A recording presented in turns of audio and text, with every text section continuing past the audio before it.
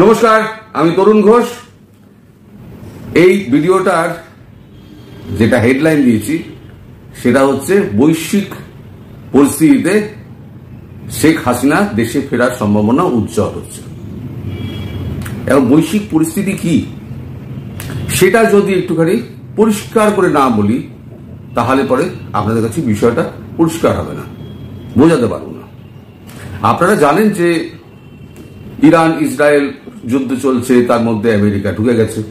গতকাল আমি তথ্য প্রমাণ দিয়ে আমি বলেছিলাম যে এবার ইরান বলেছে যে যেখানে যেখানে বেস রয়েছে, আমেরিকান বেস রয়েছে যে সমস্ত দেশে, সেই সমস্ত দেশে আমি বোমা মারব।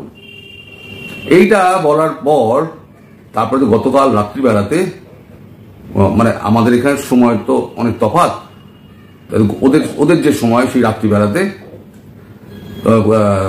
কুয়েতে দোহাতে মিলিটারি ইনস্টলেশন, যেটা মার্কিন ইনস্টলেশন ছিল, সেখানে দামাদাম করে বোমা মেরে দিয়েছে। এখন তারপরে যেটা হচ্ছে বাহরিন, ইউএই, কুয়েত, সৌদি আরব সবাই যে যার এয়ার স্পেস সব বন্ধ করে দিয়েছে, কারণ এদের সব জায়গাতেই মার্কিন মানে রয়েছে, বেস রয়েছে। এখন এই কারণেই কিন্তু এই আরব দেশগুলো মার্কিন যুক্তরাষ্ট্রের উপরে খেপেছিল যে তোমরা আমাদেরও তুমি যুদ্ধের মধ্যে জড়িয়ে ফেললে যেখানে আমাদের কোনো ভূমিকাই নেই। আর ইরান পরিষ্কার বলে দিয়েছে আমি কাউকে ছেড়ে কথা বলবো না, যারা যারা এই আমেরিকান বেস যারা যারা দিয়েছে তাদেরকে ফল ভুগতে হবে এবং আমেরিকাকে আমি শেষ শিক্ষা দিয়ে ছাড়ব। ট্রাম্পের অবস্থা খারাপ, তার মানে কি আরব দুনিয়াও এই যুদ্ধের মধ্যে ঢুকে গেল। এদিকে রাশিয়া হুঙ্কার মারছে যে ইউক্রেনে যারা সমস্ত অস্ত্রশস্ত্র সাপ্লাই করছে, যারা অর্থ দিচ্ছে, সেটা হচ্ছে ইউরোপিয়ান দেশ এবং আমেরিকা। ফলে ইউরোপে আমি প্রথম তো তেল বন্ধ করব, তারপরে আমি মিসাইল রাখবো। ফলে ইউরোপ, আমেরিকা, ব্রিটেন, মানে আরব দেশগুলো সঙ্গে ইসরায়েল, রাশিয়া, ইউক্রেন এবং ইরান, পুরো একেবারে দেশ বা পৃথিবীটা একেবারে ওলট পালট হয়ে গেছে। আর এর মধ্যে ঢুকে রয়েছে পাকিস্তান। সেই পাকিস্তান নিয়ে আমি আলাদা ভিডিও করব। পাকিস্তানের এই যে সেনানায়ক আসিম মুনির, তাকে তো ডোনাল্ড ট্রাম্প নিয়ে গিয়ে দুপুরবেলা খাইয়েছে না, লাঞ্চ করিয়েছে। লাঞ্চ যা করিয়েছে সেই মেনু তো শুনলে আপনারা অজ্ঞান হয়ে যাবেন। যাই হোক, লাঞ্চ তো হয়নি, হয়েছে ডিল। মুনিরা দেশকে বেঁচে দিয়েছে। এই যে মুসলিম উম্মা বলে চেঁচায় না, টাকার কাছে মুসলিম উম্মাকে পাকিস্তান বেঁচে দিয়েছে, তাদেরকে বেচ দিয়েছে। এদিকে চায়না বলেছে আমি খাইয়ে পড়িয়ে মানুষ করে আমি রাখলাম, আর এখন আমেরিকার কোলে গিয়ে বসলো। আমেরিকা যদি এইখানে যদি সাহায্য যদি করে, পাকিস্তান করে, তাহলে আমি পাকিস্তানকে ছেড়ে কথা বলবো না। তার মানে পরোক্ষে চীনও ঢুকে গেল। যদি আমেরিকা আরো পাকিস্তানকে ইউজ করে, তার মানে চীন একটা বড় অ্যাকশন আমেরিকার উপর নেবে। সেক্ষেত্রে আমেরিকা চীনের ওপর রিটালিয়েট করবে। তার মানে যেটুকু এশিয়ান কান্ট্রির মধ্যে যে যুদ্ধটা ঢোকার অবস্থা ছিল না, সেটা কিন্তু এই পাকিস্তানের জন্য এই গজিয়ে উঠল। রাশিয়া এক ছিল, এবার চায়না যদি জড়িয়ে পড়ে তাহলে বাকি রইল ভারতবর্ষ। বোঝাতে পারলাম? এই পরিস্থিতিতে ভারতবর্ষের সঙ্গে পাকিস্তানের তো উত্তেজনা তো বাড়ছে। এই একটা ঘোলাটে পরিস্থিতির সৃষ্টি হয়েছে। এই ঘোলাটে পরিস্থিতিতে এখন আমেরিকা তার বেসে যখন অ্যাটাক করেছে, আমেরিকা তো ছেড়ে কথা বলবে না। আমেরিকা ইরানের ওপরে তো অ্যাকশন নেবে। তার মানে ইরানও ছাড়বে না। ইরান এবার পাকিস্তানকে মারবে, আর পাকিস্তানকে যখনই মারবে তখন চায়নাও পাকিস্তানকে মারবে। মানে পাকিস্তান যেখান দিয়ে হোক মার খাবে। আমেরিকা যুদ্ধ হারলেও মার খাবে, আমেরিকা যুদ্ধ জিতলেও মার খাবে, কারণ চায়না বসে আছে আর এদিকে ভারত বসে আছে। ভারত তো যুদ্ধ পজ দিয়েছিল। আসলে আমেরিকা অনুরোধ করেছিল যে আমার এই যে ডার্টি বোমগুলো রয়েছে সেগুলো আমি সরিয়ে নিই, তারপরে তুমি যা খুশি তাই করো, আর ইরানের ব্যাপারটা আমি সামনে দিই। তারপরে মোদি আপনি যা খুশি তাই করুন, আমার কোনো আপত্তি নেই। ব্যাপারটা হলো সেটা। এখন এই ভূমিকাটুকু করার একটু প্রয়োজন ছিল, না হলে পরে আমি পরের ব্যাপারটা বলতে পারবো না।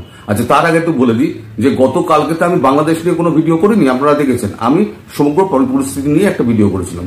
তাতেও দেখলাম কমেন্টে গালাগালে বন্যা ছুটেছে। তার মানে উদ্দেশ্যপ্রণোদিতভাবে আমি যাই করি না কেন আমাকে গালাগাল করা হবে। ঠিক আছে, গালাগাল যদি শুনতেই হয় তাহলে বাংলাদেশ নিয়ে ভিডিও করেই গালাগাল খাবো। আর আজকে যদি আপনারা গালাগাল যারা করছেন তারা যদি করেন, আমি সেই ব্যবস্থা করে রেখে দিয়েছি। এবার আপনারা গালাগাল করার সাহস যদি করেন, আজকের ভিডিওর নিচে আপনারা গালাগাল করুন। এবার যেই গালাগালগুলো আপনারা করবেন সেগুলোর আপনার কম্পিউটার থেকে করুন, মোবাইল থেকে করুন, ট্যাব থেকে করুন। আপনার আইপি অ্যাড্রেস কিন্তু আমরা পেয়ে যাব। সেই আইপি অ্যাড্রেস থেকে পুরো কন্ট্রোল কিন্তু আপনার মোবাইল বা আপনার ল্যাপটপ বা আপনার কম্পিউটার বা ট্যাব, তার কোনো কন্ট্রোল আপনার থাকবে না। আপনি ওই কম্পিউটারে যদি আপনি অন্য ইমেল দিয়েও আপনি যদি আইডি খোলেন, সেটারও কিন্তু আপনার মানে কম্পিউটার, ল্যাপটপ, টেলিফোন আপনাকে ফেলে দিতে হবে। সেই ব্যবস্থা আমি করে দিচ্ছি। 7 দিনের মধ্যে এটা হবে। যার যার সাহস থাকবে তারা আজকে এই ভিডিওতে কমেন্ট করে গালাগালি করুন। এবার আসি শেখ হাসিনার প্রসঙ্গে। দেখুন, এটা পুরো বিশ্লেষণ ধর্মী একটা আমি খবর বলছি। পরিস্থিতি যেদিকে যাচ্ছে তাতে একটা পুরো উত্তেজনার সৃষ্টি হয়েছে। ওদিকে ইউরোপ, আমেরিকা যুক্তরাজ্য, এদিকে আপনার আরব দেশ, উপসাগরীয় অঞ্চলে তো মানে যুদ্ধ চলছেই। নিজেদের মধ্যে হুতি, হিজবুল্লাহ, আইএস এরা তো অ্যাক্টিভ, এরা সব ইরানের ফান্ডিং এ চলে। ফলে এরাও অ্যাক্টিভ হয়ে যাবে, এরাও সরাসরি মারবে, যে যাকে পারবে মারবে।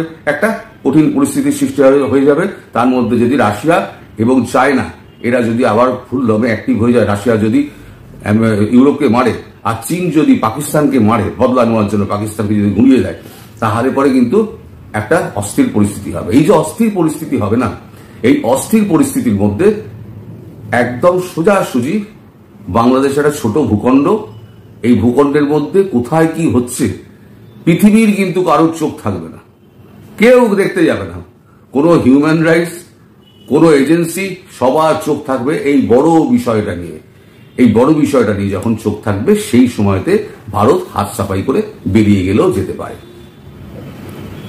এখন আমি একজনকে প্রশ্ন করেছিলাম যে ভারত এত দেরি করছে কেন। তিনি এক খুব সুন্দর থিওরি বলেছেন। সেটা নাকি শেখ হাসিনা নাকি ম্যাডাম জানেন। তিনি আনন্দে খুব ধীরে সুস্থে রয়েছেন, তার একটাই কারণ, তিনি এই সূত্রটা জানেন। ধরুন আপনি একটা ডিম হাতে নিলেন, হাতে যদি ডিমটা আপনি চাপ দেন তাহলে ডিমটা, কাঁচা ডিমটা ভেঙে যাবে, আপনার হাত নোংরা হবে, মেঝে নোংরা হবে। তার থেকে ডিমটাকে এক জায়গায় রাখুন, একটা মুরগিকে বসিয়ে দিন, একটা সময় পর্যন্ত রিল্যাক্স করে আপনি বসুন, দেখবেন একটা সময়ের পর একটা সুন্দর জীব একটা জন্ম নিয়েছে। আপনার হাত ময়লা হলো না, আপনার মেঝে ময়লা হলো না, একটা নতুন জিনিস সৃষ্টি হলো। এই যে শেখ হাসিনার প্রতি এই যে কিছু মানুষ পুরো বাংলাদেশের জনতাকে ভুল বুঝিয়ে রেখে দিয়েছিল, এই সময়টার মধ্যে না ওই মুরগি তা দিল ডিমে। তাতে কি হলো, এই যে মানুষগুলো বুঝতে পারলো যে এদের মুখোশটা কি, এদের প্রকৃত পরিচয়, এরা প্রকৃত কি চায়, কে জামাত, কে বিএনপি, কে হচ্ছে ইউনুস, কারা হচ্ছে এনসিপি, তারা কোথায় লুকিয়েছিল, তাদের সব মুখোশগুলো খুলে গিয়েছে। পাবলিক বুঝে গেছে যে না, শেখ হাসিনা কি করেছেন, এরা কি করছে। তাহলে পরে এবার কি হলো, সেন্টিমেন্টটা পুরো চলে আসছে শেখ হাসিনার দিকে। এটাই হচ্ছে নতুন একটা প্রাণের জন্ম হলো, যেটা হচ্ছে মুরগির ছানা। এই ছানাটার জন্যই কিন্তু, মুরগির ছানাটা প্রসবের জন্যই কিন্তু ভারতবর্ষ অপেক্ষা করছিল।